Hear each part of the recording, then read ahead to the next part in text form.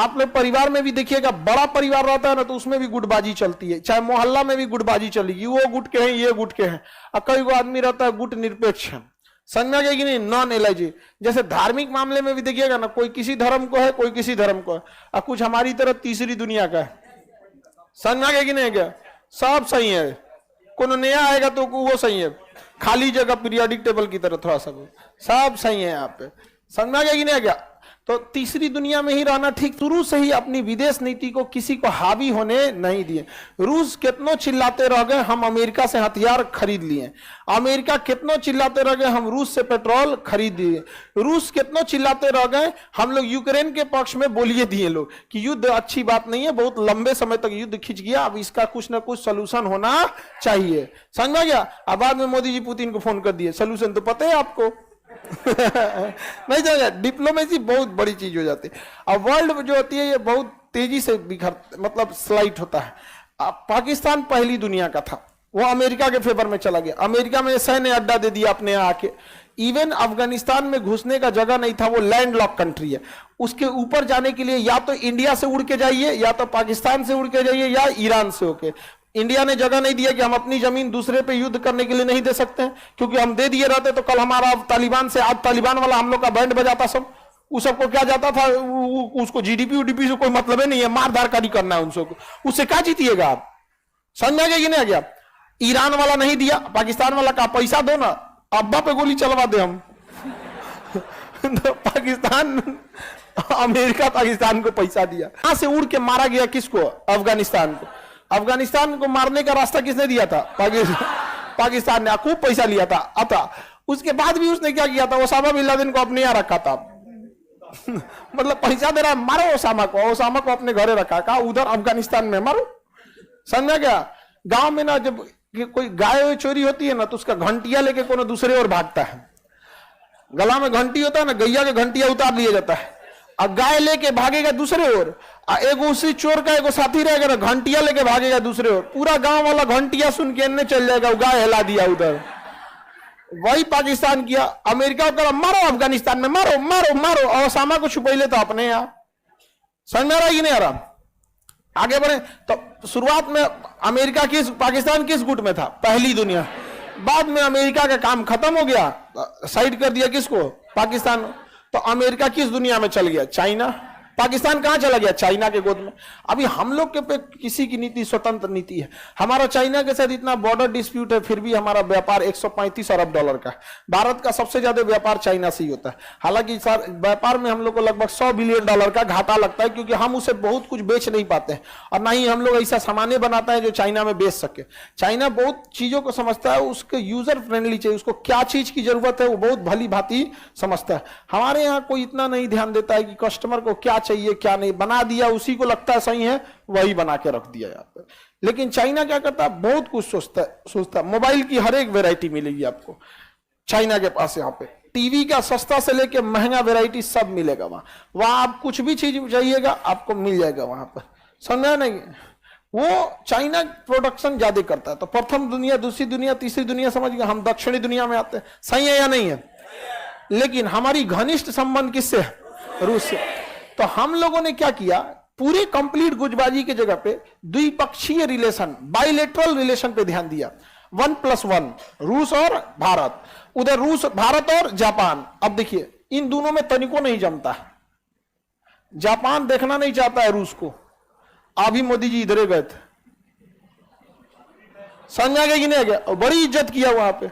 तो हम लोग G20 समिट में यहाँ पे, तो हम लोग बड़ा अच्छा से रिलेशन बना के रखे कि तुम अपना दुश्मनी भूल के आओ, भारत में आना, हमारे हिसाब से चलना है यहाँ पे। तुम्हें बहुत दिक्कत है, लड़ लो अपना एक बार द्वितीय, जापान से कहो एक बार लड़ लो एक बार, फिर पुतिन समझाएगा हिरोशिमा द्वितीय। KGF 2 बना था ना, तो पुतिन समझा देंगे वहां पे। अलग अलग, हमारा किसी से दुश्मनी नहीं है। अरब वाले सब इजराइल को देखना नहीं चाहते हैं, समझा क्या। मोदी जी गए अरब में, बम्पर स्वागत होता है, और यहीं से जहाज पकड़ के चल गए इजराइल। इजराइल में भी बम्पर स्वागत हुआ यहाँ पे। इजराइल नहीं कह सकता है कि आप अरब वाले से दोस्ती तोड़ लीजिए, और अरब वाले नहीं कह सकते हैं कि इजराइल से दोस्ती तोड़ लीजिए, समझा गया कि नहीं। गजब का एकदम बैलेंस। हम अब ऐसा नहीं है कि ये इंदिरा गांधी, राजीव गांधी या मोदी जी की वजह से हुआ। विदेश नीतियां 40-50 साल लग जाती है आपको स्टेबिलिटी बनाने के चक्कर, शुरू से ही ऐसा रहा है। हाँ, यह है कि राष्ट्रीय सुरक्षा को लेके अभी जयशंकर साहब के आने के बाद थोड़ी मुखरता आई है। रीजन क्या है कि जयशंकर साहब आईएएस जेएनयू से पढ़े हुए, भले जेएनयू यूनिवर्सिटी को बदनाम कर दिया गया हो, लेकिन बहुत बेहतरीन यूनिवर्सिटी है पढ़ाई के मामले। वहां से पढ़े, फिर यूपीएससी दिए, यूपीएससी देने के बाद आईएफएस ज्वाइन किए, फिर राजदूत रहे, तो उनको काफी एक्सपीरियंस है, 30-40 साल का अनुभव है। और वो क्या होता था कि ये लोग जब अनुभव हो जाते थे तो विदेश मंत्री को सलाह देते थे कि ऐसे बोलिए, ऐसे बोलिए, तो सलाह पे काम करते थे।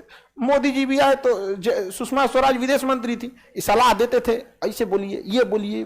मोदी जी गए, सुषमा स्वराज तो खैर बहुत अच्छी थी, चली गई इस दुनिया से। मोदी जी कहें कि भाई आप ही बनना जी, क्या सलाह दे रहे हैं, चलिए।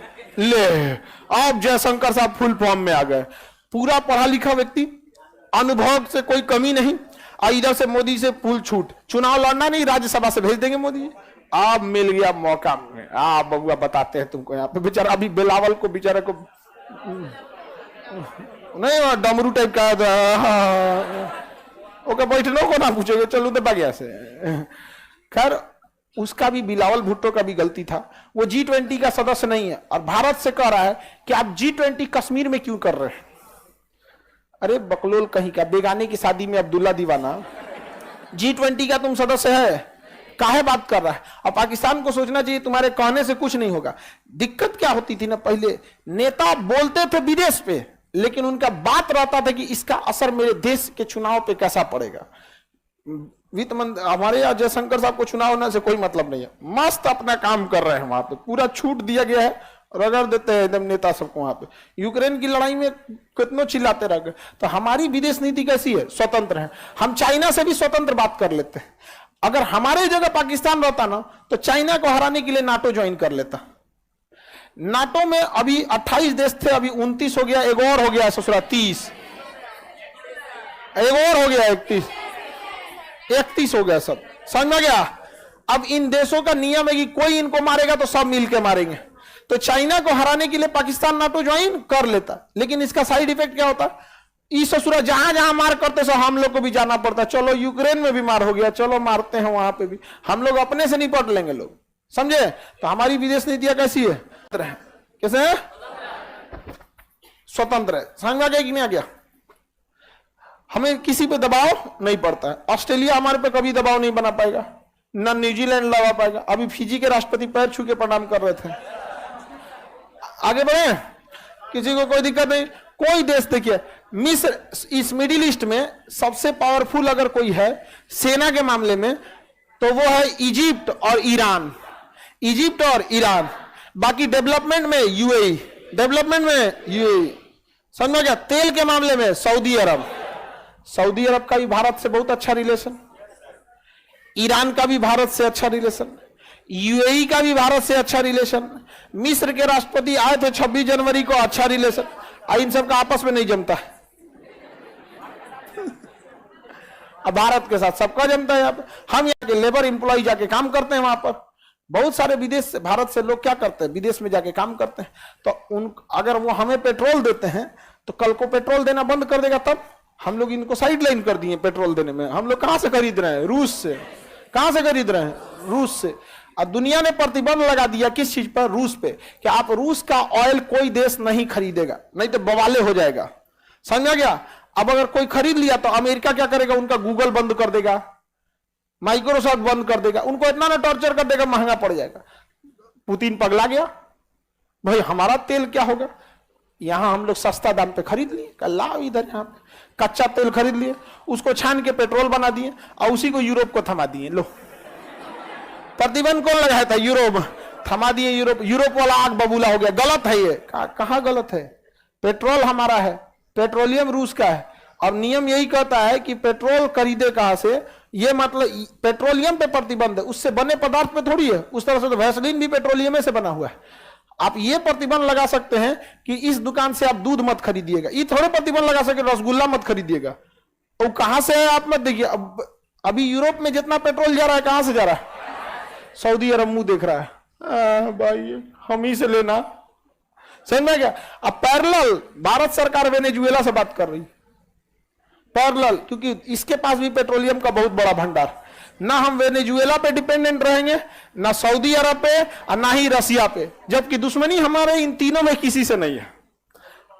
तीनों में जो सस्ता देगा हम उसी से ले लेंगे, तीनों में जो सस्ता देगा उसी से दे देंगे। समझ आ गया कि नहीं आ गया? जो दे दिया सस्ता उसको खरीद लेंगे। तो ये स्वतंत्र विदेश नीति काम आती है। अब ये ना हमेशा चेंज होते रहता है विदेश नीति। अगर आप सोचिएगा इंटरनेशनल रिलेशन एक दिन में समझ जाए तब नहीं हो पाएगा। जैसे आप यूक्रेन लड़ाई देख रहे हैं, आने वाले 10 साल बाद जो यंग जनरेशन आएगी वो यूक्रेन की लड़ाई को किताब में पढ़ेगी। कौन अच्छा बता पाएगा? आप लोग बता रहे देखें, तो हम लोग देखे हुए हैं लोग, मतलब इन द सेंस क्या सद्दाम हुसैन के साथ क्या हुआ, मोहम्मद गद्दाफी के साथ क्या हुआ, ये सब कहानी हम लोग के सामने हुआ था। ये सब अमेरिका कैसे अफगानिस्तान पे इन्वेट किया, सद्दाम हुसैन के ऑयल ने गल्फ के वार कैसे, ये सब हम लोग के सामने हुआ है। हम लोग देखे थे लोग, यहाँ पे छोटे थे लोग हम लोग उस समय, बहुत मतलब यहाँ पे। तो इंटरनेशनल रिलेशन जितना आप पढ़ते जाइएगा, जितना अनुभव करते जाइएगा, आपको वो उतना अच्छा आएगा, जितना ज्यादा। अब देखिए मान के चलिए कोई आदमी यहीं तक पढ़ा है, रूस से तेल खरीदते हैं, यहां से तेल खरीद, ओकरा पता नहीं है वेनेजुएला में सबसे बड़ा भंडार है। लेकिन वेनेजुएला में समस्या यह है कि वेनेजुएला से तेल ले आने में 2 घर जाए, इसमें बालू की मात्रा ज्यादा हो जाती है, इसलिए छानने में पैसा ज्यादा लगता है। दूसरा, ये दूर पड़ जाता है, ट्रांसपोर्टेशन चार्ज भी ज्यादा लग जाता है। तो ये 2-3 क्या है, लॉस है। अब आगे कल समझा देंगे, ठीक है।